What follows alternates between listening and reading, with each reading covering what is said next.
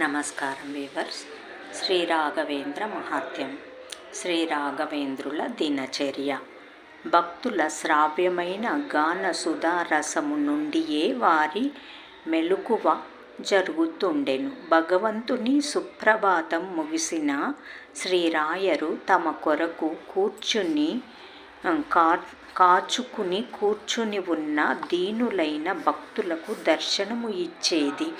తరువాత కావేరీ నదిలో అష్టాక్షర, షడాక్షర, ద్వాదశాక్షర మంత్రాభిమంత్రణ పురస్సరముగా మృత్తికాదుల లేపనము చేసుకుని స్నానము చేస్తుండిరి. తర్వాత శ్రీహరికి జలాభిమాని దేవతలకు ఆర్ఘ్యమునిచ్చి ఉత్తమ కాషాయాంబరమును ధరించుచుండిరి. ఆ పిదప గోపీచందనముతో 12 నామ ఊర్ధ్వ పుండరములను తదుపరి ముద్రలను ధరించుచుండిరి. ఆహ్నికములో ప్రణవమంత్ర జపించుచు పురాణ శ్రవణము చేస్తుండిరి. తమ పరమ గురువులైన శ్రీ విజయేంద్ర తీర్థుల వారి బృందావనానికి ప్రదక్షిణ నమస్కారములను చేసి శ్రీరంగపాణి మరియు శ్రీ కుంభేశ్వరులను క్రమంగా మ్రొక్కి మఠమును చేరుతుండిరి. అక్కడ శిష్యులకు బ్రహ్మసూత్రముల అపవాఖ్యానములను ఖండించుచు శ్రీమధ్వాచార్యుల వారు చేసిన మహోపకారమును వారి భాష్యమును విశదముగా వివరించి ఆ బ్రహ్మసూత్ర భాష్యానికి వ్యాఖ్యానములైన శ్రీ జయేంద్ర తీర్థుల వారి తత్వప్రకాశిక, శ్రీ వ్యాసరాజు వారి రాయర పూర్వావతారము తత్వచంద్రిక మరియు ప్రాచీనాయతుల వ్యాఖ్యానములను కూడా మేళసి వివరించేటప్పుడు వారికి కలుగు ధన్యతకు సాటి లేదు. నిజముగా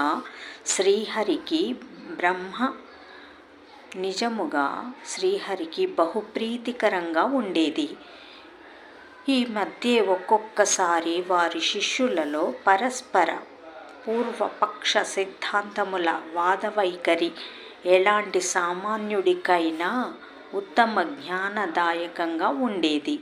ఒక దినము శిష్యుడొకడు అద్వైత సిద్ధాంతమునకు పూర్వపక్షమును చెప్పుటకు జీవ మరియు ఈశ్వరులు వేరే వేరే అను సిద్ధాంతమును నిరాకరించి జీవ ఈశ్వరులు ఒకటే అను అద్వైతవాదమునే నిజమైన సిద్ధాంతమని చెప్పగా వేదాంతాది అన్ని శాస్త్రములు కరతలామాలక చేసి కున్న మన శ్రీరాయరు సహజ సిద్ధమైన తమ జ్ఞానముతో శ్రీహరి సర్వోత్తమ వాయుజీవోత్తమ అనేదే వేదశాస్త్రముల నిజమైన పరినిష్ఠితమైన అర్థమని స్థాపించిరి. ఈ రీతి వారి వాక్చాతుర్యమును కనే వినే భాగ్యము వచ్చిన దానికి తను ధన్యుడని ఆ శిష్యుడు ఆనంద బాష్పమును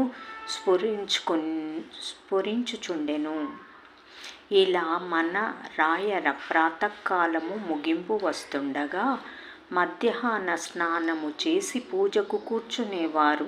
అప్పుడు శ్రీరాముల రామచంద్ర దేవ, గరుడవాహన దేవ, దిగ్విజరామదేవ, జయరామదేవ మొదలగు ప్రతిమల జ్యోతకు సాక్షాత్ శ్రీ వేదవ్యాస దేవుని సన్నిధాన ఉన్న శ్రీ వేదవ్యాస దేవుల చేతుతోనే శ్రీమదాచార్యుల మూలకంగా పరంపరగా వచ్చిన వ్యాసముష్టికను మరియు రాయరు తమరే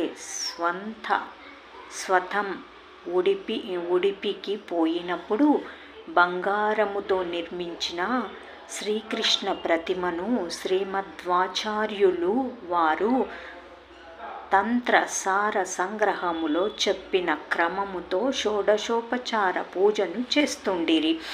తర్వాత తీర్థప్రాశనము చేసి మూలరామదేవుని ప్రసాద రూప భిక్షను స్వీకరించుచుండిరి. విరామ అని శబ్దమును ఎరగని శ్రీరాయరు భిక్షా స్వీకారమున నంతరము వ్యాకరణ, తర్క, మీమాంస మరియు వేదాంత విషయములలో వచ్చు జటిల సమస్యలను పండితులకు చూపించుచు వివరణ చేస్తుండిరి. సాయంత్రము మళ్ళీ స్నానము ఆచరించి పూజారాధనలో క్షీరఫలములను దేవునికి అర్పించి బంగారపు పళ్ళెములో మంగళహారతి చేసి భక్తితో ప్రదక్షిణ నమస్కారములను చేస్తుండిరి. ఆ మూలరాముడంటే వారికి ఎంతో భక్తి. వారికి పూజ కొరకే కాదు, వారు రాయర రూపము ధరించింది వాగ్గేయకారులైన వారు కన్నడ భాషయందు గీతాపద్య సుళాధుల మూలకంగా పరమ భక్తితో పాడి పొగుడుతూ శ్రీ మూలరామదేవను స్తోత్రము చేస్తుండిరి.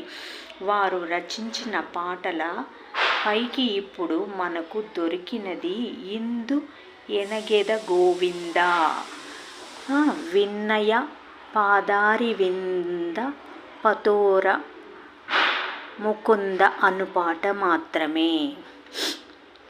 ఇంకా వారు రచించిన పదములు అప్పటి కాలములో ముద్రణ సౌకర్యము లేక లోపించినది మన దురదృష్టమేనని చెప్పుకోవచ్చు.